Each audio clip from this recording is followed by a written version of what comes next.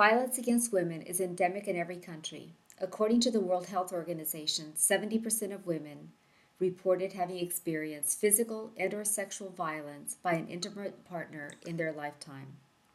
How does this affect our children in schools?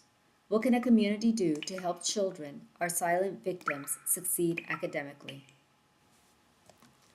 One community has a response, as we hear from Gretchen Ellis with the Charlottesville Albemarle Commission on Children and Families. Where I want to start with this. Here at the Commission on Children and Families, we look at risk factors that lead kids to be involved in negative and risky behaviors. We've looked at characteristics of kids in our local juvenile justice system. We've looked at children in foster care, children who need placements outside of the community because of difficulties in their home or school situation. We looked at different risk and protective factors for these kids, and one of the main things we found is that children who enter into our juvenile justice system and our foster care system are inordinately exposed to domestic violence in their home. As much as 40% of kids in our juvenile justice system and over 60% of kids in the most expensive out-of-community residential placements have been exposed to domestic violence. We decided to see if we could find out whether there was more than just a perception. So we had the ability to do GIS mapping of where the police calls had been for domestic violence situations, and we overlaid that on the Virginia Standards of Learning passing rates. And what we found is that about 80% of the children at the addresses where there had been domestic violence calls did not pass the standards of learning, compared to about 45% of the school overall. This was back in 2003. There's been an improvement at that school since then. But that said to us and to the principal of the school that domestic violence was having an impact on children's ability to learn.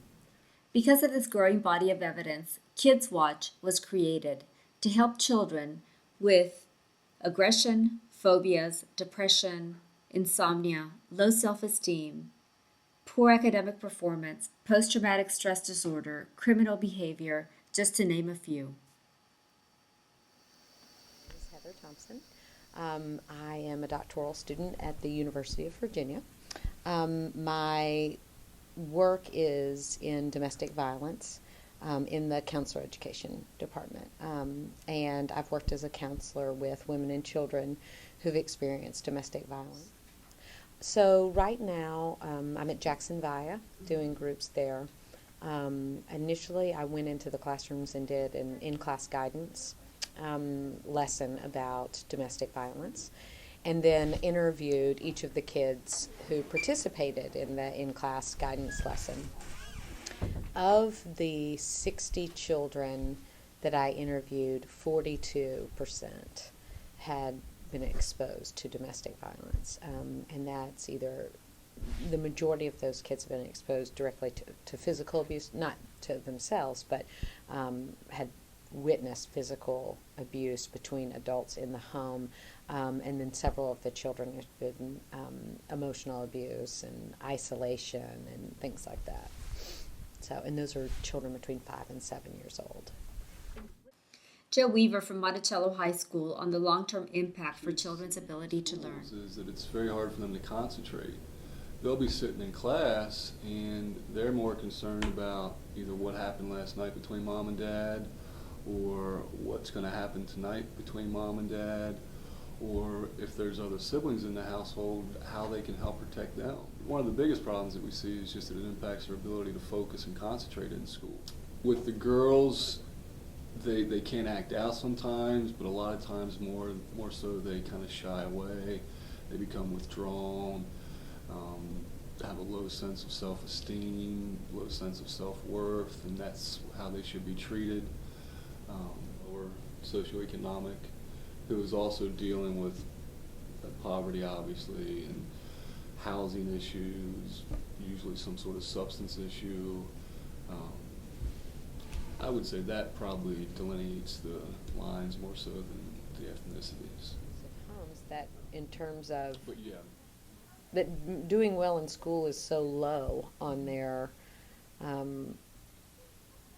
priority list that these kids are just trying to survive, especially If you are looking at lower socioeconomic status and say that there's some violence in the home, there's violence in the school, there's violence in the community, and if you have to live on that constant edge of how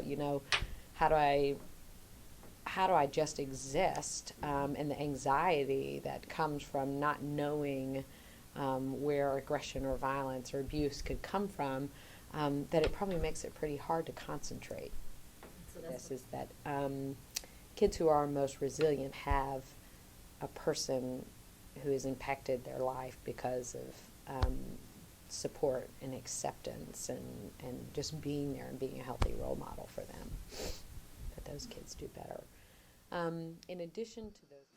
the key to survival is human connection, causing the resiliency needed to overcome obstacles in our path. As educators, our power to influence and cause change in the human condition cannot be discounted.